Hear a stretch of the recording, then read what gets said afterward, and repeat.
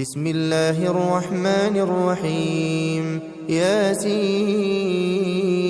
والقرآن الحكيم إنك لمن المرسلين على صراط مستقيم تنزيل العزيز الرحيم لتنذر قوما ما أنذر آباؤهم فهم غافلون لقد حق القول على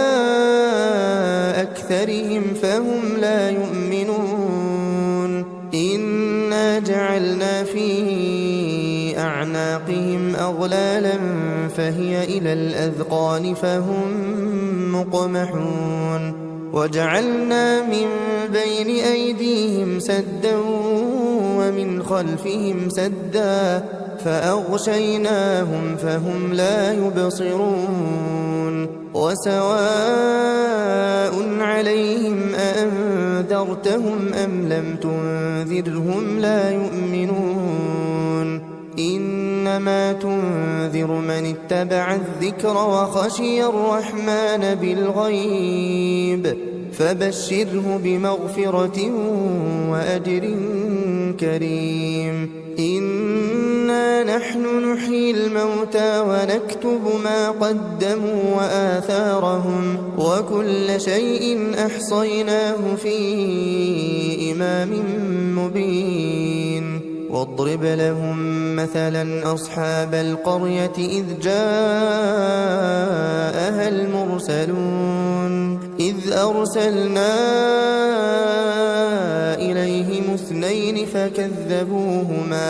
فكذبوهما فعززنا بثالث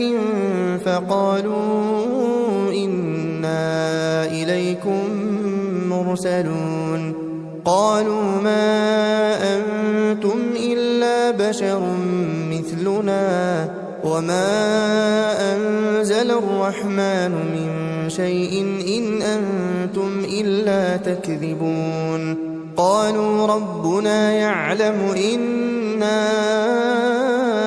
إليكم لمرسلون وما علينا إلا البلاغ المبين قالوا إنا تطيرنا بكم لئن لم تنتهوا لنرجمنكم وليمسنكم منا عذاب أليم قالوا طائركم معكم أئن ذكرتم بل أنتم قوم مسرفون وجاء من أقصى المدينة رجل يسعى قال يا قوم اتبعوا المرسلين اتبعوا من لا يسألكم أجرا وهم مهتدون وما لي لا أعبد الذي فطرني وإليه ترجعون أأتخذ من دونه آلهة إن يردني الرحمن بضر لا تغن عني شفاعتهم شيئا ولا ينقذون إني إذا لفي ضلال مبين إني آمنت بربكم فاسمعون قيل ادخل الجنة قال يا ليت قومي يعلمون بما غفر لي ربي وجعلني من المكرمين وما أنزلنا على قومه من بعده من جند من السماء وما كنا منزلين إن كانت إلا صيحة واحدة فإذا هم خامدون يا حسرة على العباد ما يأتيهم من رسول إلا كانوا به يستهزئون ألم يروا كم أهلكنا قبلهم من القرون بأنهم إليهم لا يرجعون وإن كل لما جميع لدينا محضرون وآية لهم الأرض الميتة أحييناها وأخرجنا منها حبا فمنه يأكلون وجعلنا فيها جنات من نخيل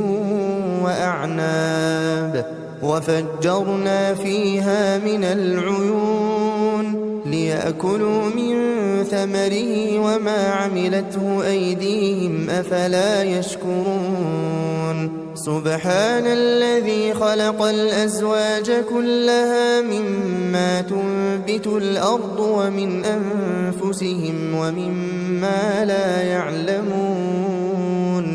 وآية لهم الليل نسلخ منه النهار فإذا هم مظلمون والشمس تجري لمستقر لها ذلك تقدير العزيز العليم والقمر قدرناه منازل حتى عاد كالعرجون القديم لا الشمس ينبغي لها أن تدرك القمر ولا الليل سابق النهار وكل في فلك يسبحون وآية لهم أنا حملنا ذريتهم في الفلك المشحون وخلقنا لهم من مثله ما يركبون وإن نشأ نغرقهم فلا صريخ لهم ولا هم ينقذون إلا رحمة منا ومتاعا إلى حين وإذا قيل لهم اتقوا ما بين أيديكم وما خلفكم لعلكم ترحمون وما تأتيهم من آية من آيات ربهم إلا كانوا عنها معرضين وإذا قيل لهم أنفقوا مما رزقكم الله قال الذين كفروا للذين آمنوا أنطعم من لو يشاء الله أطعمه إن أنتم إلا في ضلال مبين ويقولون متى هذا الوعد إن كنتم صادقين ما ينظرون إلا صيحة واحدة تأخذهم وهم يخصمون فلا يستطيعون توصية ولا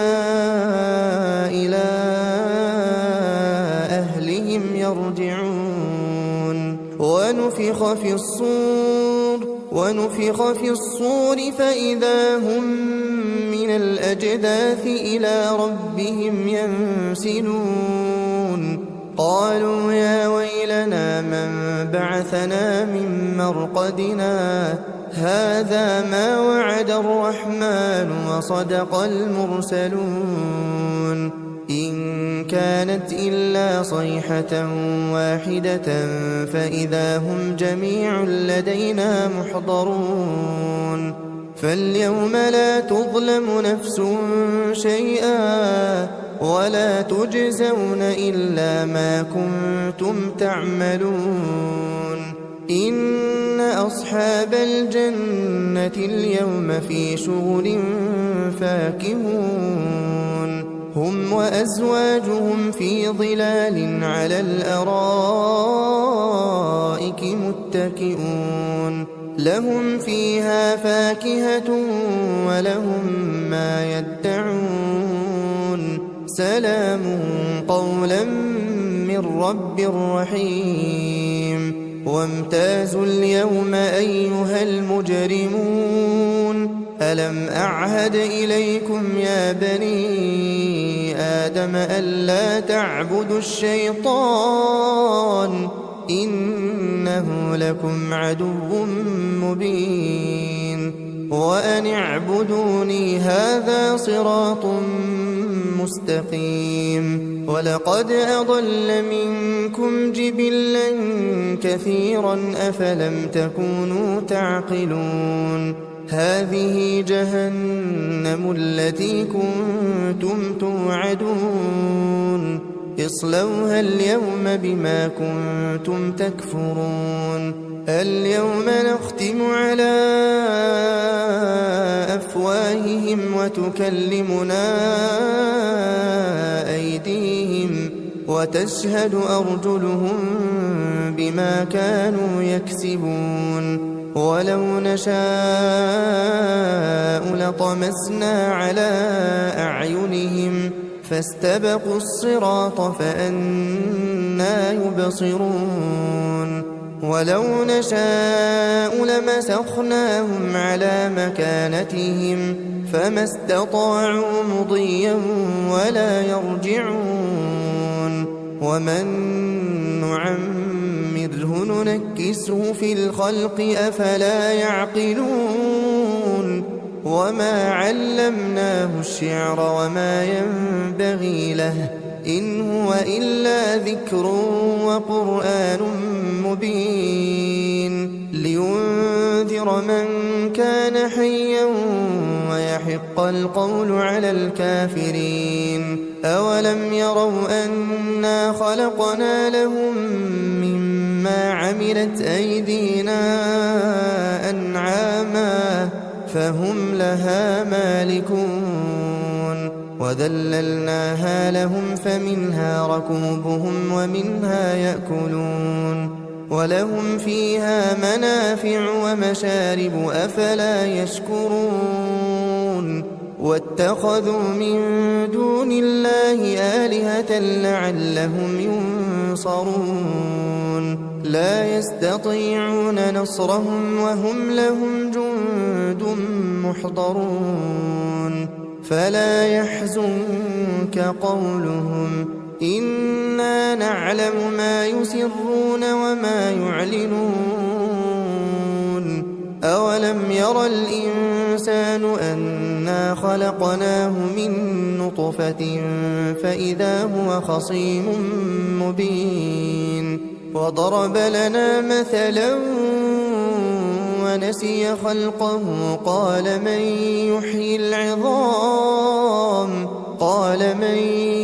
يحيي العظام وهي رميم قل يحييها الذي أنشأها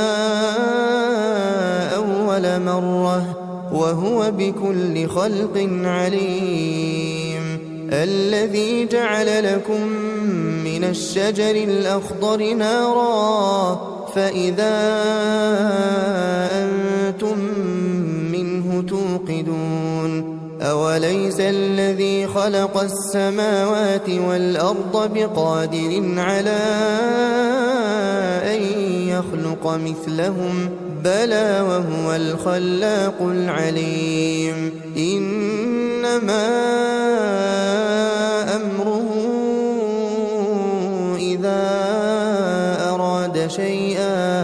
إذا أراد شيئا أن يقول له كن فيكون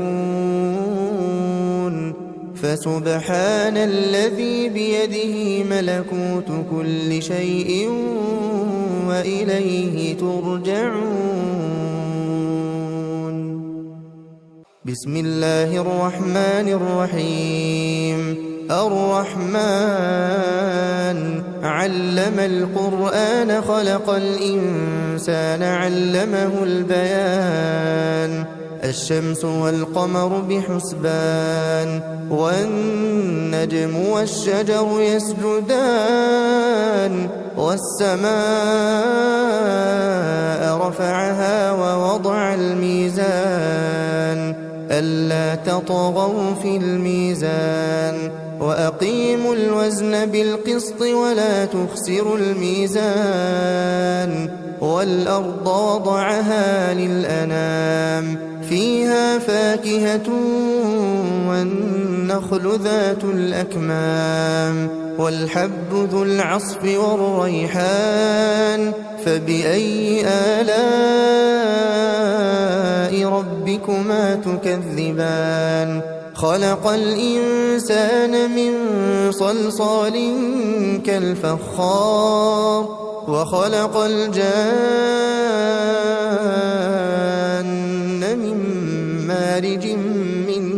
نار فبأي آلاء ربكما تكذبان رب المشرقين ورب المغربين فبأي آلاء ربكما تكذبان مرج البحرين يلتقيان بينهما برزخ لا يبغيان فبأي آلاء ربكما تكذبان يخرج منهما اللؤلؤ والمرجان فبأي آلاء ربكما تكذبان وله الجوار المنشآت في البحر كالأعلام فبأي آلاء ربكما تكذبان كل من عليها فان ويبقى وجه ربك ذو الجلال والإكرام فبأي آلاء ربكما تكذبان يسأله من في السماوات والأرض كل يوم هو في شأن فبأي آلاء ربكما تكذبان سنفرغ لكم أيها الثقلان فبأي آلاء ربكما تكذبان يا معشر الجن والإنس إن استطعتم أن تنفذوا من أقطار السماوات والأرض فانفذوا لا تنفذون إلا بسلطان فبأي آلاء ربكما تكذبان يرسل عليكما شواظ من نار ونحاس فلا تنتصران فبأي آلاء ربكما تكذبان فإذا انشقت السماء فكانت وردة كالدهان فبأي آلاء ربكما تكذبان فيومئذ لا يسأل عن ذنبه إنس ولا جان فبأي آلاء ربكما تكذبان يعرف المجرمون بسيماهم فيؤخذ بالنواصي والأقدام فبأي آلاء ربكما تكذبان هذه جهنم التي يكذب بها المجرمون يطوفون بينها وبين حميم آن فبأي آلاء ربكما تكذبان ولمن خاف مقام ربه جنتان فبأي آلاء ربكما تكذبان ذواتا أفنان فبأي آلاء ربكما تكذبان فيهما عينان تجريان فبأي آلاء ربكما تكذبان فيهما من كل فاكهة زوجان فبأي آلاء ربكما تكذبان متكئين على فرش بطائنها من استبرق وجنى الجنتين دان فبأي آلاء ربكما تكذبان فيهن قاصرات الطرف لم يطمثهن إنس قبلهم ولا جان فبأي آلاء ربكما تكذبان كأنهن الياقوت والمرجان فبأي آلاء ربكما تكذبان هل جزاء الإحسان إلا الإحسان فبأي آلاء ربكما تكذبان ومن دونهما جنتان فبأي آلاء ربكما تكذبان مدهامتان فبأي آلاء ربكما تكذبان فيهما عينان نضاختان فبأي آلاء ربكما تكذبان فيهما فاكهة ونخل ورمان فبأي آلاء ربكما تكذبان فيهن خيرات حسان فبأي آلاء ربكما تكذبان حور مقصورات في الخيام فبأي آلاء ربكما تكذبان لم يطمثهن إنس قبلهم ولا جان فبأي آلاء ربكما تكذبان متكئين على رفرف خضر وعبقري حسان فبأي آلاء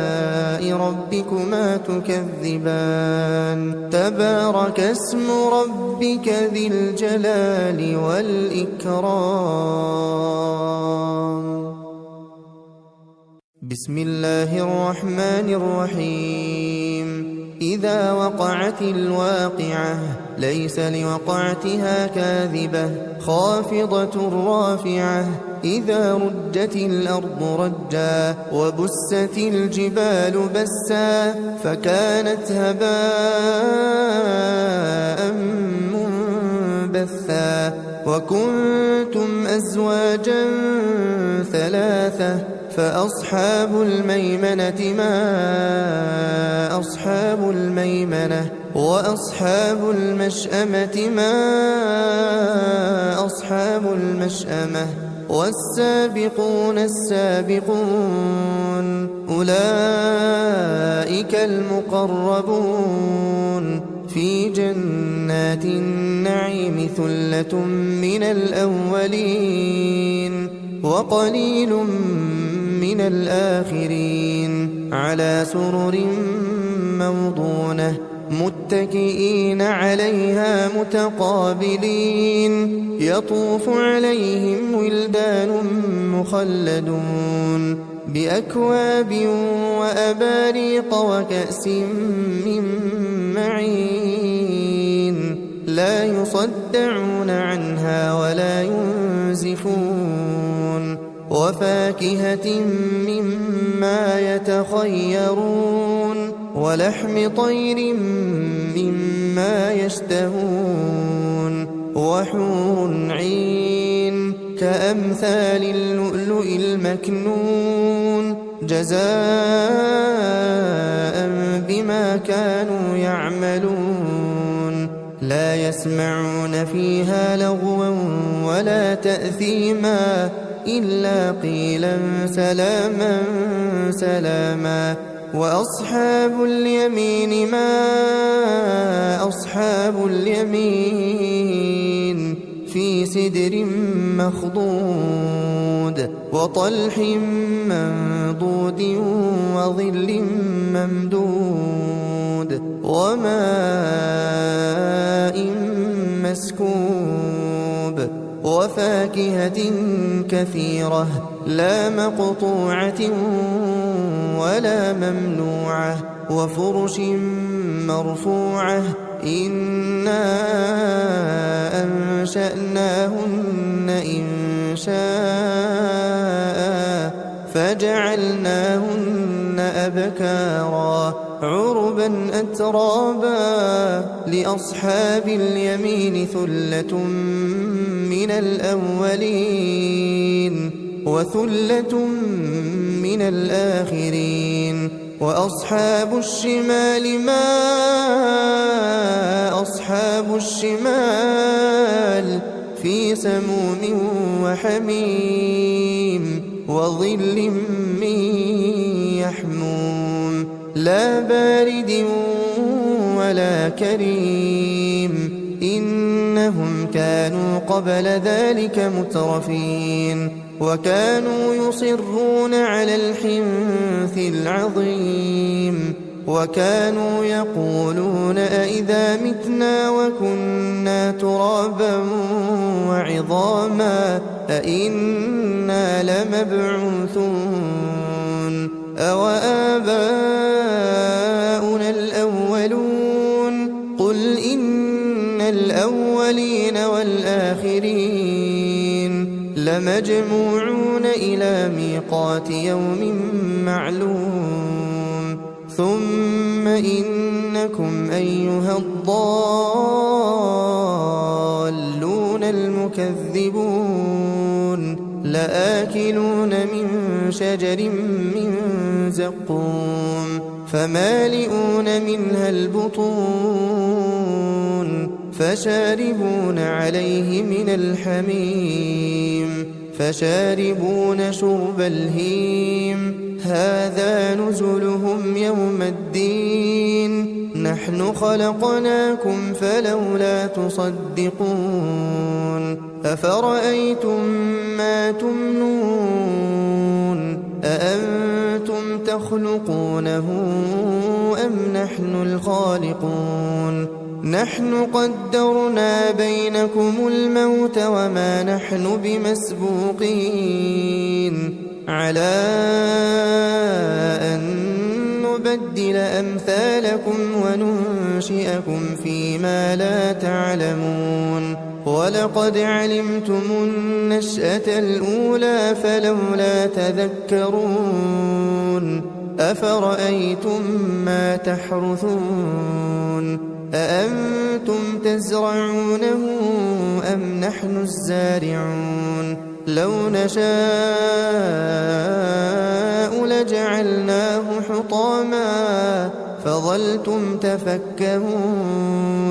إنا لمغرمون بل نحن محرومون أفرأيتم الماء الذي تشربون أأنتم أنزلتموه من المزن أم نحن المنزلون لو نشاء جعلناه أجاجا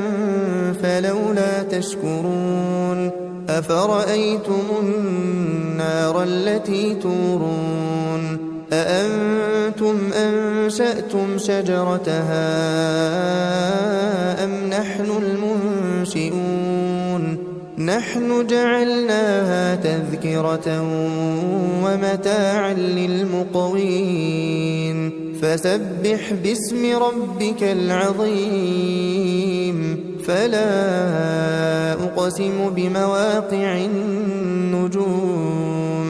وإنه لقسم لو تعلمون عظيم إنه لقرآن كريم في كتاب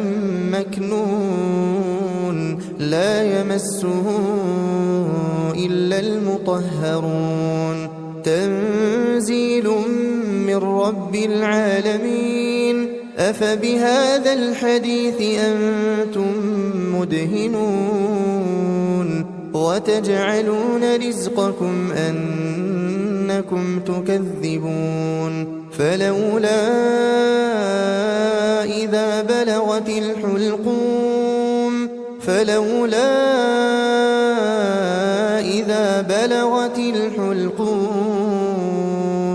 وأنتم حينئذ تنظرون ونحن أقرب إليه منكم ولكن لا تبصرون فلولا إن كنتم غير مدينين ترجعونها إن كنتم صادقين فأما إن كان من المقربين فروح وريحان وجنة نعيم وأما إن كان من أصحاب اليمين فسلام لك من أصحاب اليمين وأما إن كان من المكذبين الضالين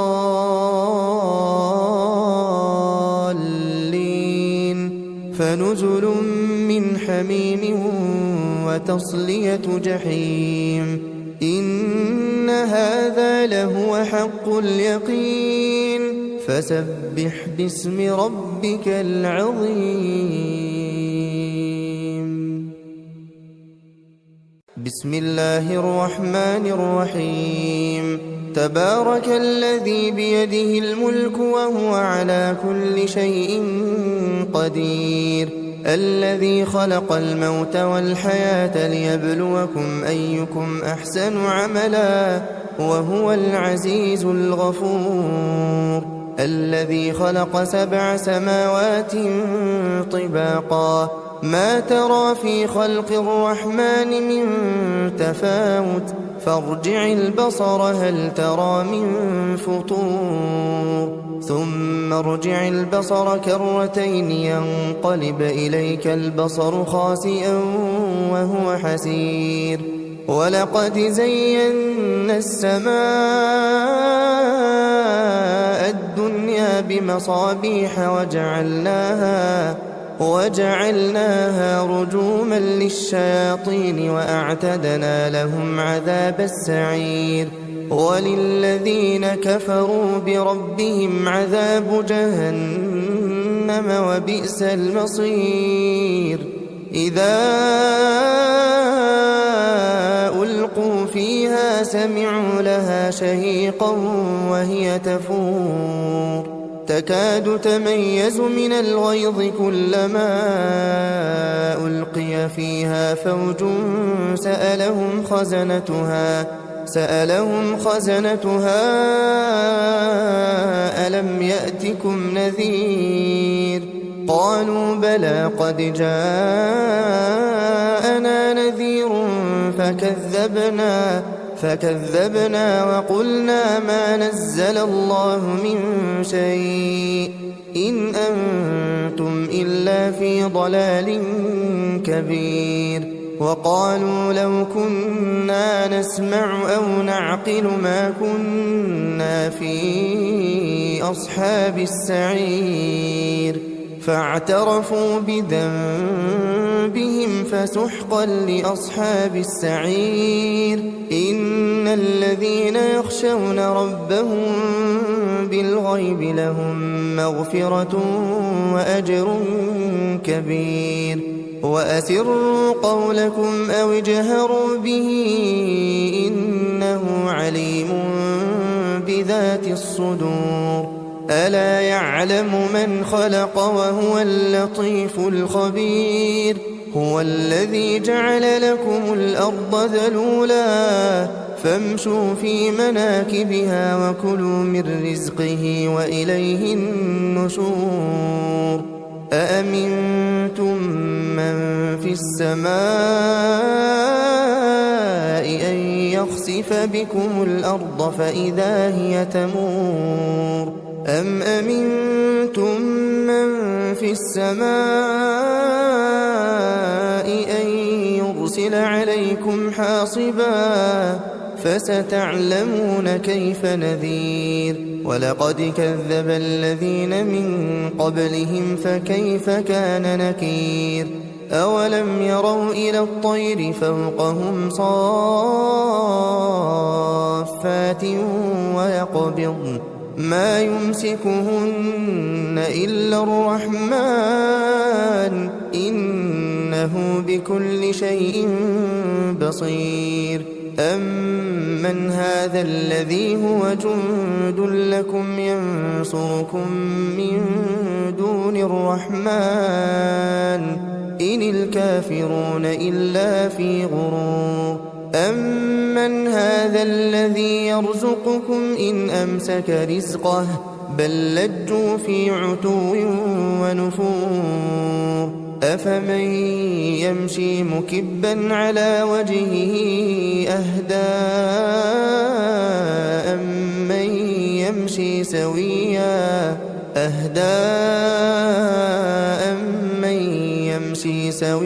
على صراط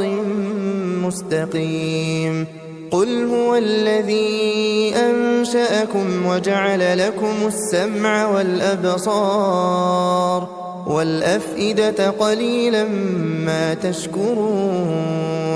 قل هو الذي ذرأكم في الأرض وإليه تحشرون ويقولون متى هذا الوعد إن كنتم صادقين قل إنما العلم عند الله وإنما أنا نذير مبين فلما رأوه زلفة سيئت وجوه الذين كفروا وقيل هذا الذي كنتم به تدعون قل أرأيتم إن أهلكني الله ومن معي أو رحمنا فمن يجير الكافرين من عذاب أليم قل هو الرحمن آمنا به وعليه توكلنا فستعلمون من هو في ضلال مبين قل أرأيتم إن أصبح ماؤكم غورا فمن يأتيكم بماء معين